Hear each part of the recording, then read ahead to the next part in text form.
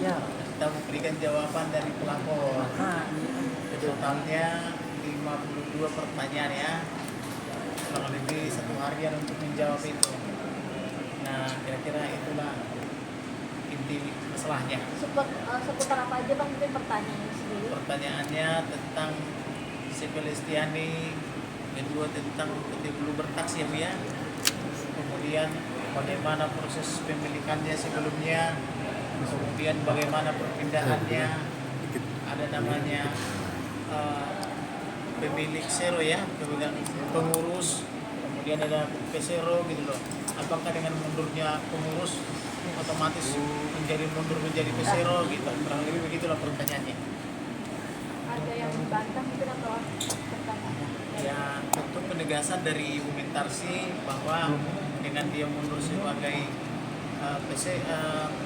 pesero pengurus bukan berarti mundur jadi pemegang saham gitu. Bu, tadi mengalami kesulitan nggak Bu menjawab pertanyaan dari ini? Pertanyaannya sih tidak ada kesulitan karena ini yang ditanya itu hal-hal yang memang sudah ada di akte. Jadi tinggal memberikan pengertian. Misalnya saya mundur sebagai pengurus. Pengurus itu sebagai jabatan. Jabatan saya sebagai direksi. Terus bagaimana saya membuktikan? Saya membuktikan dengan semua surat yang saya berikan, baik yang saya berikan ke Pengadilan Negeri Jakarta Pusat, penetapannya, lalu juga Pengadilan Negeri Jakarta Selatan, dan jawaban dari mereka, jawaban dari Robert.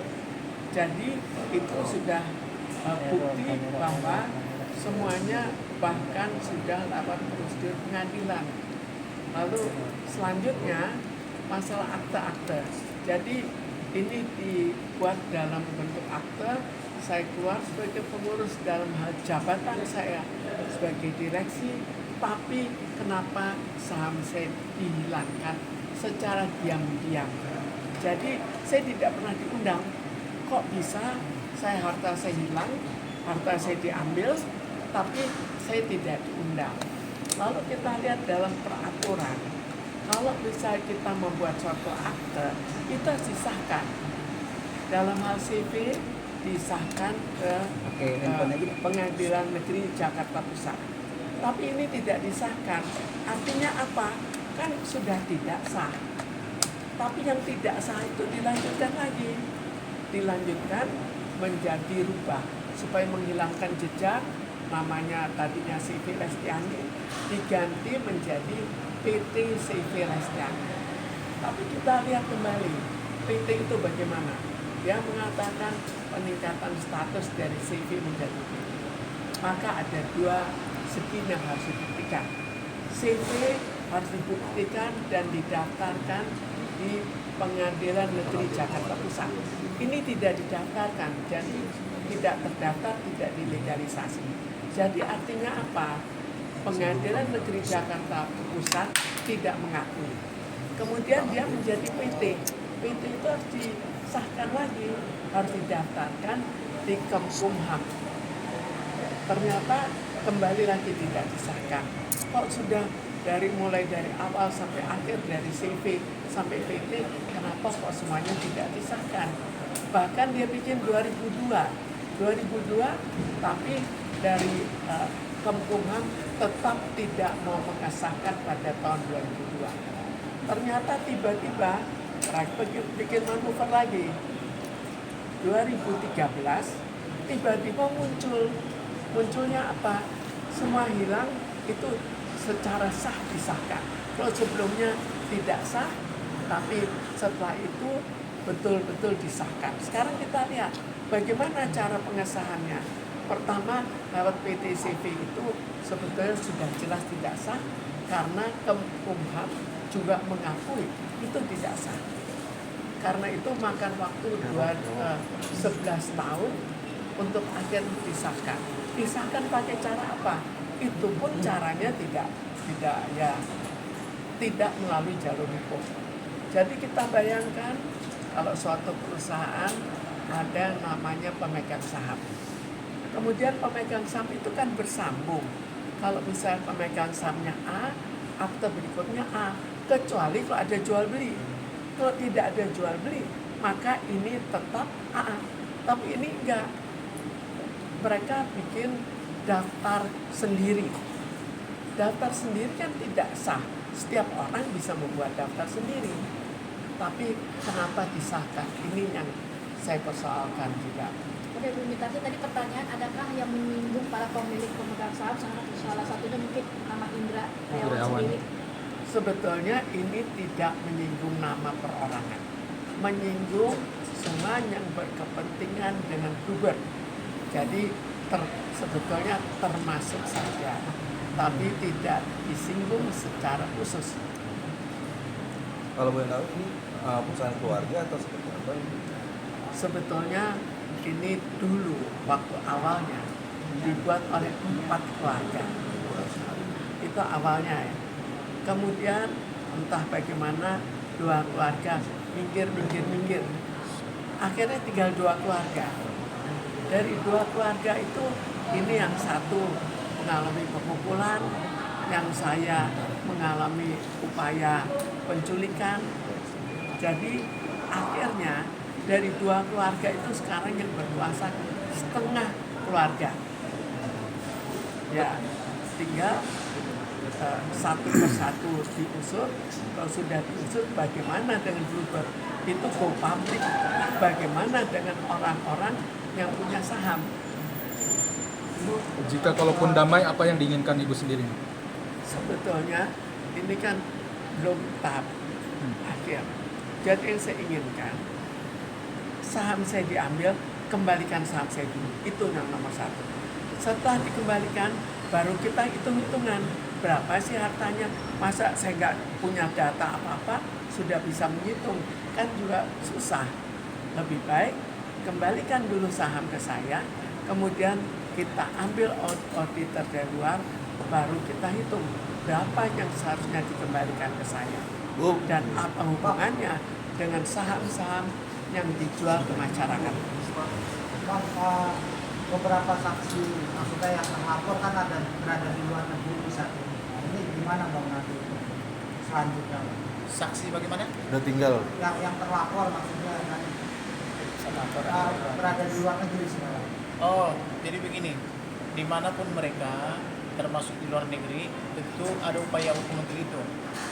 Misalnya, kalau memang sengaja dia pergi ke luar negeri, bisa masuk daftar pencarian Interpol.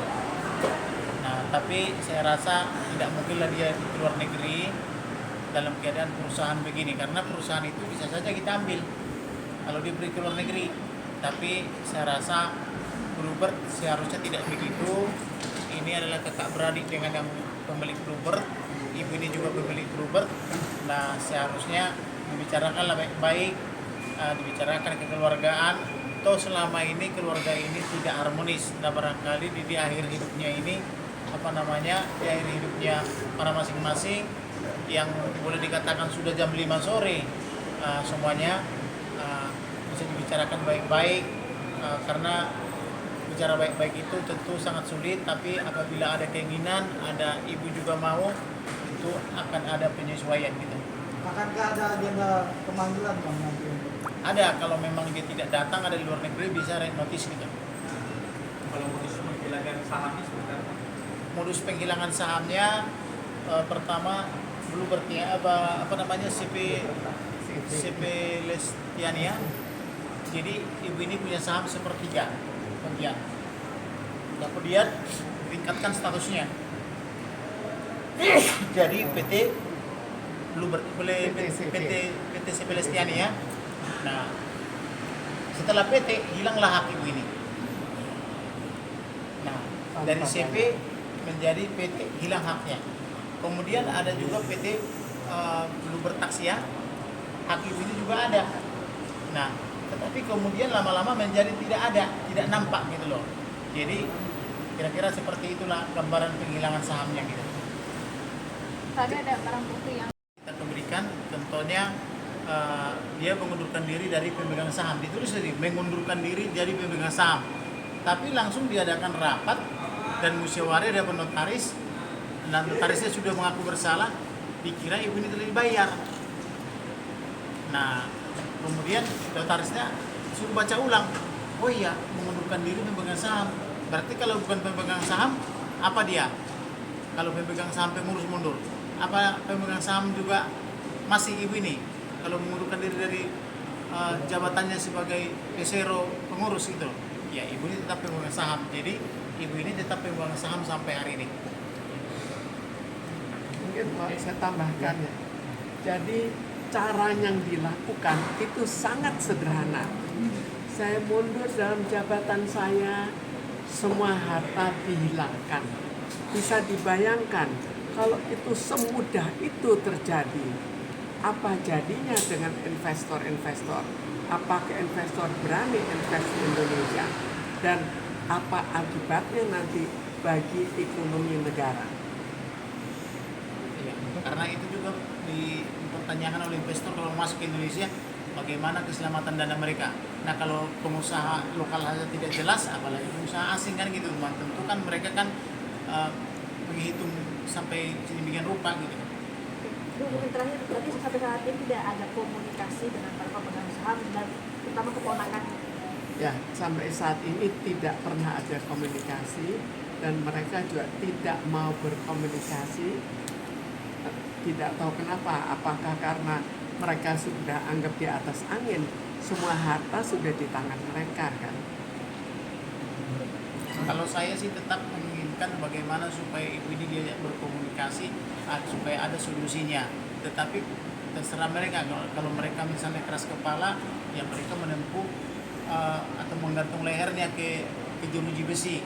Karena saya lihat kepemilikan ibu ini sangat jelas, akurat gitu loh, dan ada aktanya. Jadi kalau mereka mengeraskan kepala, ya silakan dibicarakan penyidik gitu. Ya. Terima kasih Pak Ibu.